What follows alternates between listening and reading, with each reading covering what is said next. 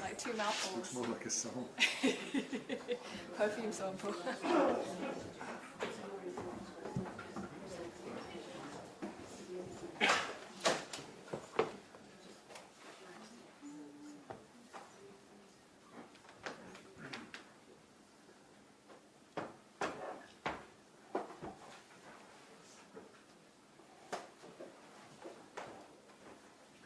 Is everyone ready?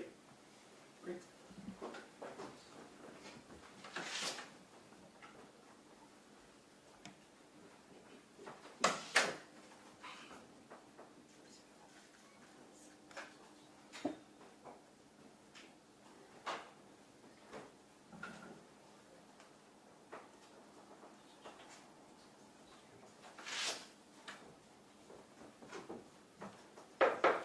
Court rise if able.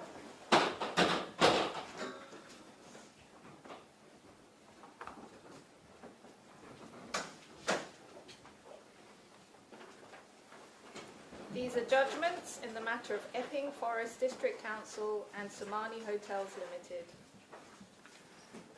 This is a summary of the judgment of the court, a decision which runs to over 120 paragraphs.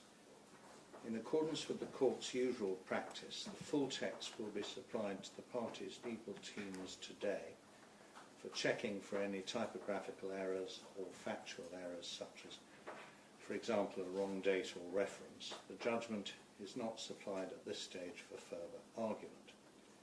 As soon as the parties have had the opportunity to carry out these checks, the full text will be uploaded to the National Archive and will be published on the judicial website.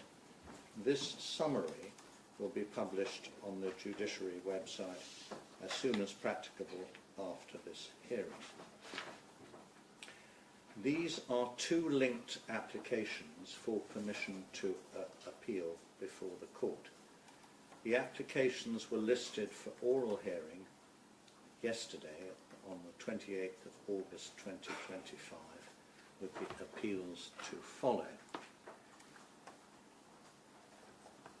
The first of the applications is brought by the Secretary of State for the Home Department, Home Secretary, and the second by Somani Hotels Ltd, Somani. The respondent to both appeals is Epping Forest District Council, the council. The appeals themselves both concern the grant to the council of a temporary, i.e. time-limited, injunction by Mr. Justice Eyre, the judge, on 19th August 2025.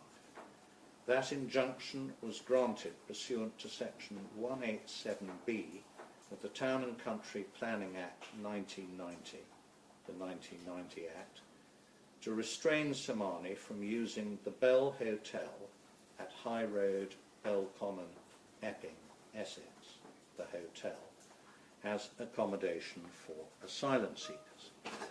The council argues in this case that Somani's actions are in breach of planning law.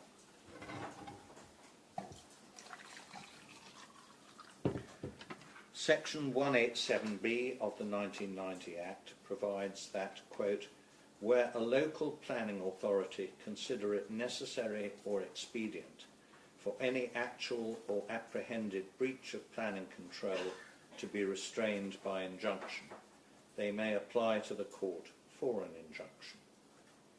Section 187B(2) provides the court with a wide discretion in relation to the grant of an injunction, i.e. as the court thinks appropriate for the purpose of restraining the breach. The temporary injunction granted in this case was to last for only a relatively brief period until the trial of the council's claim, at which a High Court judge will consider and determine the council's application for a permanent injunction and declaration. This is listed for a trial date in mid-October 2025. That is approximately 7 weeks from now.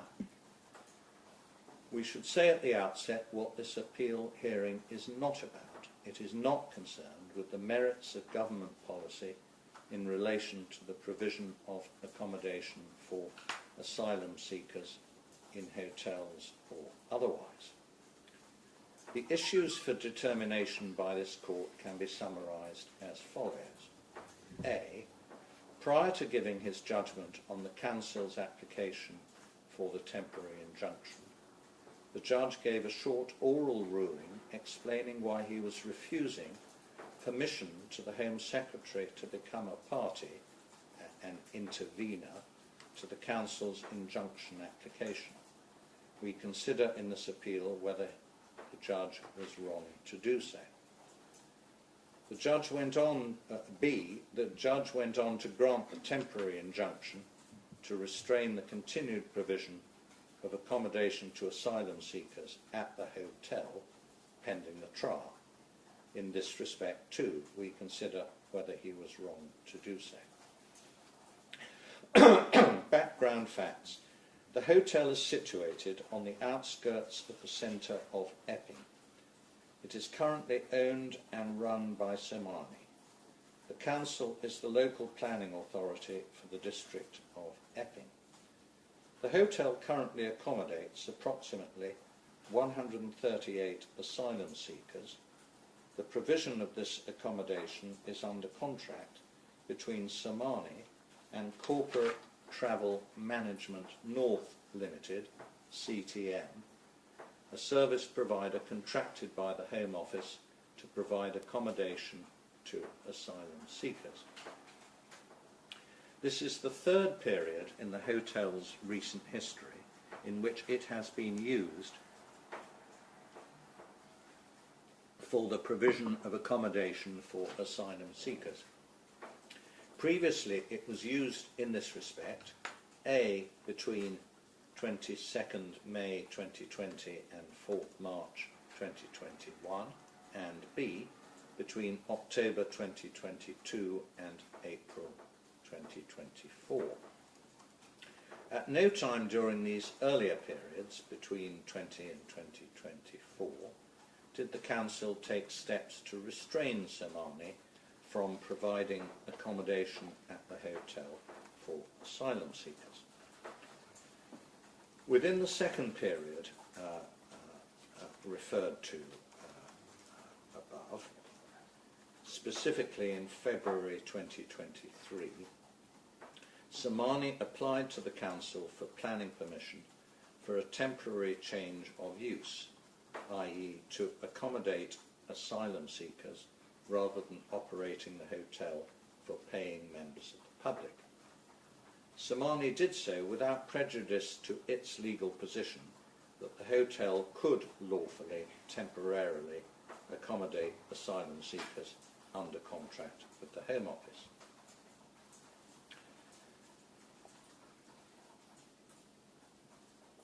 For over a year, the Council did not deal with Somani's application, notwithstanding the statutory duty to deal with such an application within 8 weeks. As the contract between Somani and the Home Office came to an end in or about April 2024, Somani withdrew its application for temporary change of use. For about 1 year, the hotel was closed. In March 2025, Somani entered into a contract with CTM to provide exclusive use of the hotel for 1 year for the purpose of short-term accommodation for asylum seekers. The Council was aware of this plan and confirmed its agreement to a maximum of 138 residents for the hotel. In April 2025, the hotel reopened, providing accommodation for up to 138 single adult male asylum seekers. The Council informed Somani that it would need to seek permission for a change of use of the hotel. On 15th May 2025, Somani, having taken advice from the Home Office, informed the Council in writing that it would not be submitting a temporary application for a change of use. The Council did not reply. On 11th August, without any prior pre-action notice, either formal or informal, to Somani or the Home Office, the Council issued injunction proceedings against Somani under Section 187B of the 1990 Act to restrain the use of the hotel as a matter of planning control for accommodating asylum seekers. The Council also sought a temporary interim injunction pending trial. It sought a declaration that the current use of the hotel does not amount to use as a hotel, which is the permitted use of the premises for the purposes of planning control.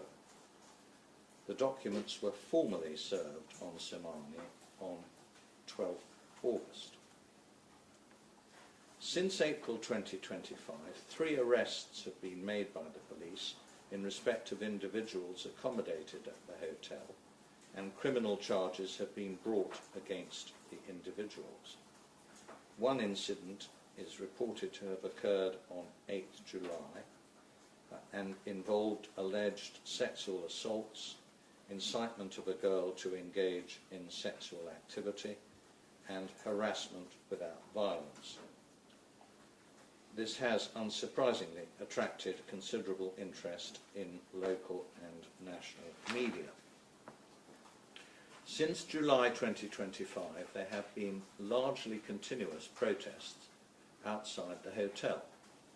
The focus of the protests is that the hotel should no longer be used to house asylum seekers. Some of the protests have involved violent and disorderly incidents. As of 3rd August, the police reported that 25 people had been arrested in connection with offences at these protests, and 16 people had been charged with criminal offences.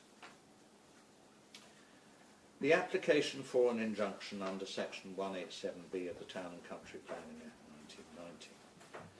The hearing of the Council's application for a temporary injunction was listed before the judge on Friday, 15th August 2025. By this time, the Home Office had received informal notice of the application, but was neither present nor represented at the hearing. The judge reserved his judgment in relation to the application for the temporary injunction until 2 p.m. on Tuesday, 19th August. On Monday, 18th August, the Government Legal Department issued an application for the Home Secretary to be joined as a party to the litigation. This application was considered by the judge on 19th August, prior to the delivery of his reserved judgment. The application was supported by Somani, but opposed by the Council. In a short oral judgment, the judge gave his reasons for refusing the Home Secretary's application for party status. In short, he concluded that it was not, quote, desirable, unquote, a term used in the civil procedure rules, for the Home Secretary to be a party to the litigation. The judge then went on to hand down his reserved judgment. In that judgment, he gave his reasons for granting the Council the temporary injunction. Under the terms of the injunction, Somani was restrained from using the hotel for accommodating asylum seekers, howsoever described, or for using the hotel otherwise than as a hotel.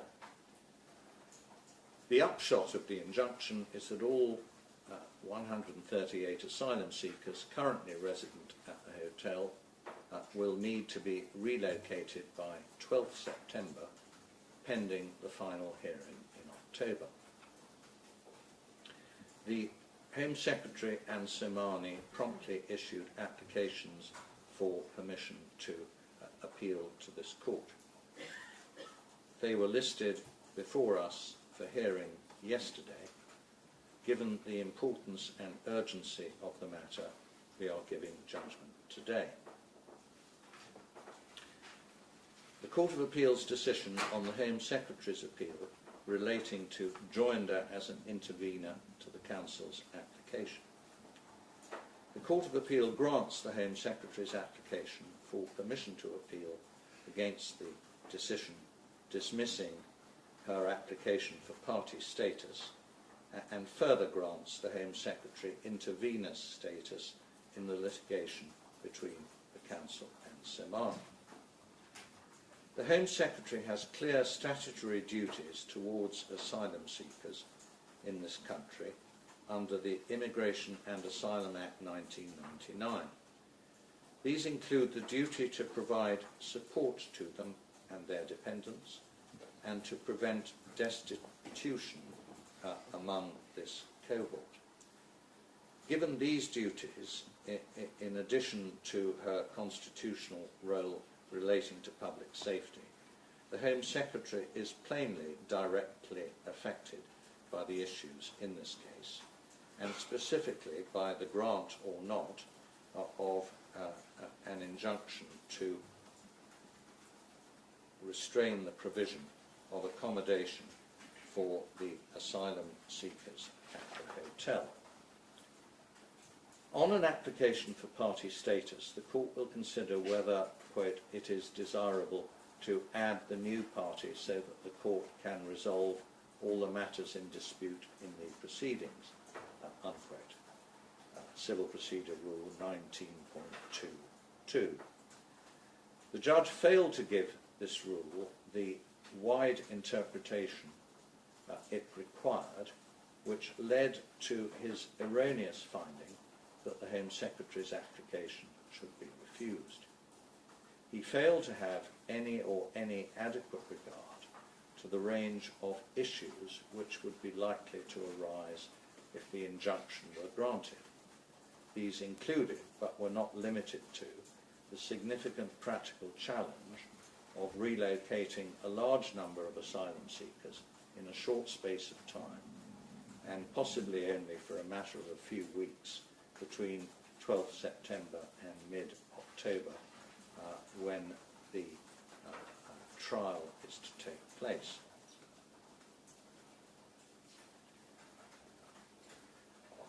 If the Council's application were to fail at trial, the hotel would be permitted to continue to operate as it is at present. The judge denied himself the opportunity to consider the wider range of public interest factors which would be relevant to this application. These, in our view, rendered it more than just merely desirable that the Home Secretary be enabled to participate in the court process. The judge needed to put himself in a position to determine the application from the most informed perspective. The Home Office was in a strong position to provide evidence relevant to the disputes and issues before the court at this interim stage and at the final hearing. We were unpersuaded that it would be sufficient for the Home Office to provide evidence for Somani to file. The provision of key evidence by someone outside the litigation to someone within the litigation hardly meets the expectation of a right to be heard. Moreover, the judge appeared to apply a test of necessity to the question of joinder, which placed the bar for joinder too high. While the judge was entitled to be concerned that the Home Office had applied very late for the Home Secretary to be made a party to the litigation, that did not, in our view, justify excluding her from the proceedings. We turn now to the substantive issue of whether an interim injunction should have been granted.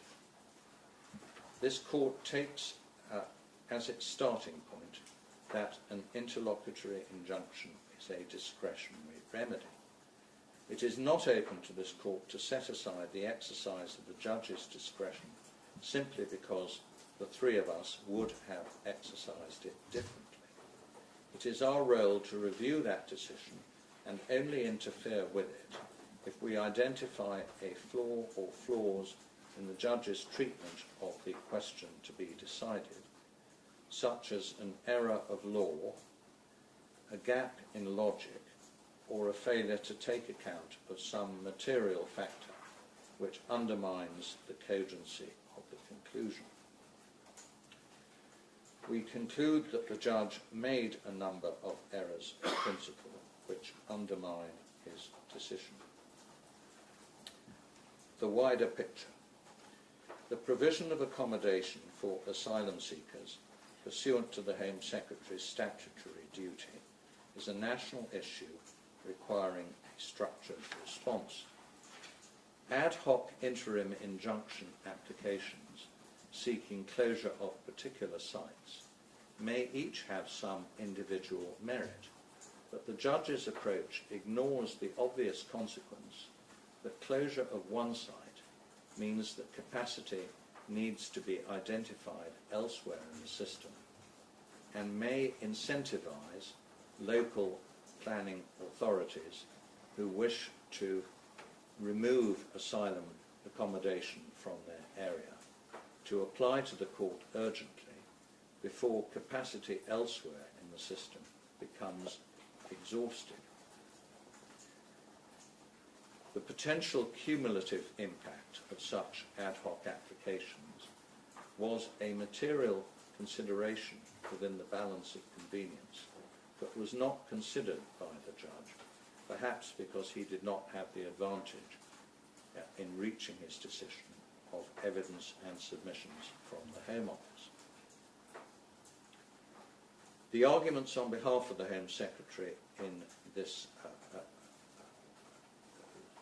the written arguments on behalf of the Home Secretary in this appeal included the contention that, quote, the relevant public interests in play are not equal, unquote, and that one aspect of this is that the Home Secretary's statutory duty is a manifestation of the UK's obligations under Article 3 of the European Convention on Human Rights.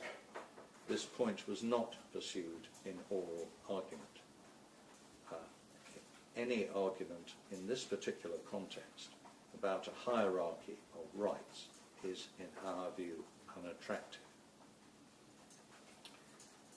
The incentivisation of protests. We were told by counsel for Epping that the protests operated as a trigger for the application for the injunction. The fact of protests outside a building is not obviously a matter falling within planning control. While we accept that the judge was right to exercise considerable caution before attaching weight to the fact of the protests, including unlawful protests, outside the hotel, he nonetheless gave weight in his evaluation to the fact that protests were occurring and weighed them in the balance as a factor in favour of granting the injunction.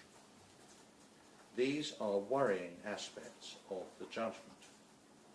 If an outbreak of protests enhances the case for a planning injunction, this runs the risk of acting as an impetus or incentive for further protests, some of which may be disorderly, around asylum accommodation.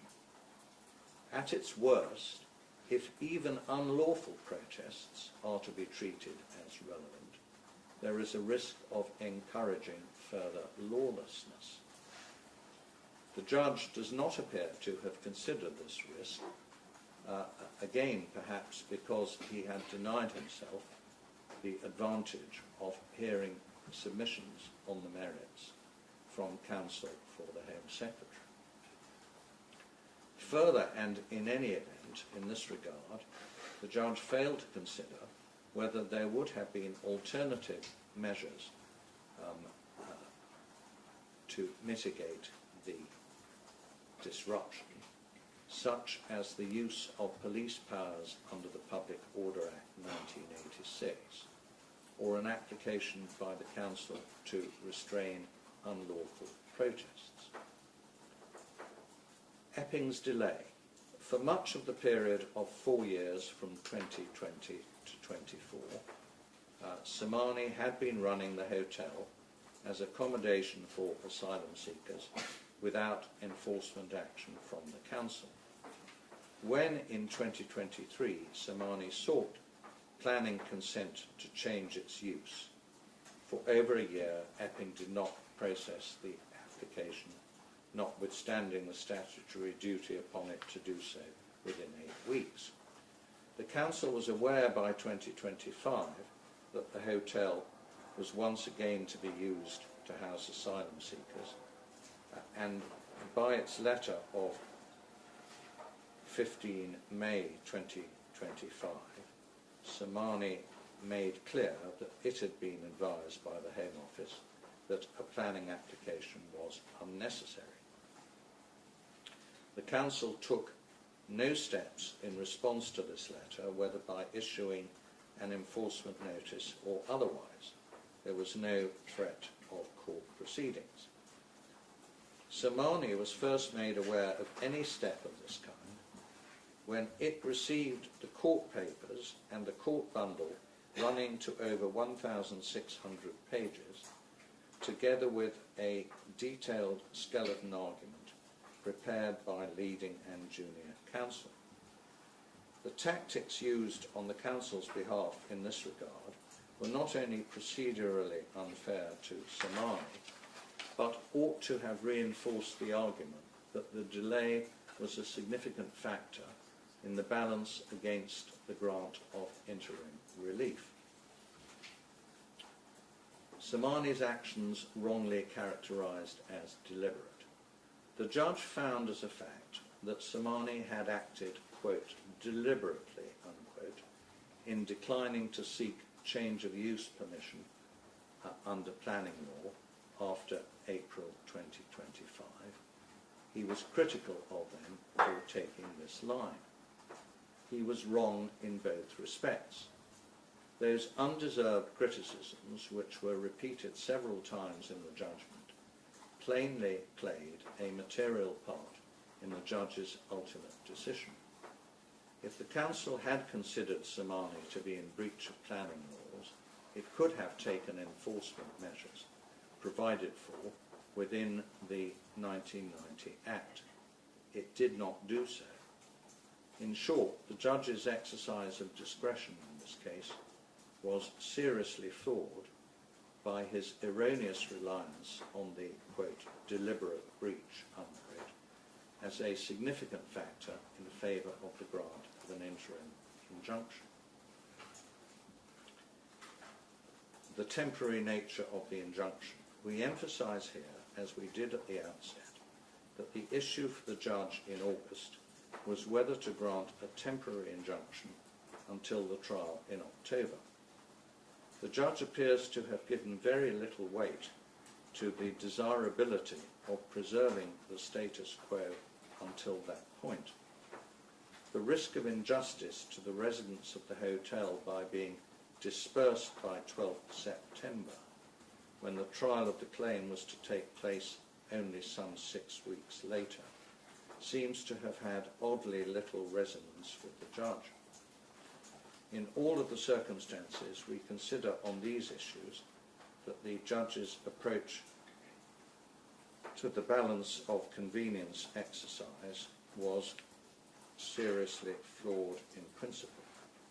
The exercise of his discretion can therefore be reviewed on appeal. The Epping residents' fear of crime was properly taken into account by the judge as a factor in favour of the grant of an injunction. He described it as being of limited weight. The appellants do not say it was irrelevant. The council does not say it should be decisive. We agree that it is relevant, but in our view it is clearly outweighed in the American cyanamide balancing exercise by the undesirability of incentivising protests by the desirability in the interests of justice of preserving the status quo for the relatively brief period leading up to the forthcoming trial, and by the range of public interest factors which we have discussed in our judgment. Therefore, we grant permission to appeal both to Somani and to the Home Secretary against the grant of the interim injunction.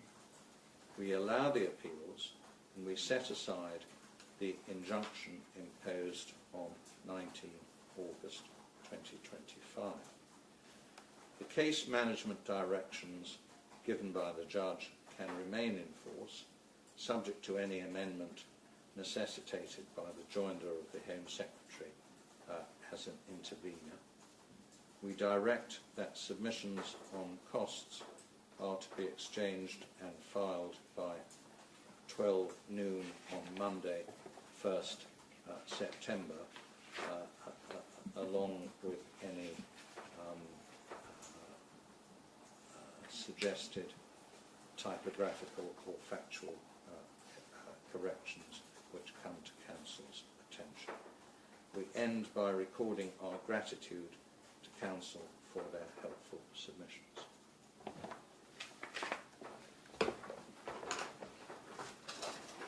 All rise if able.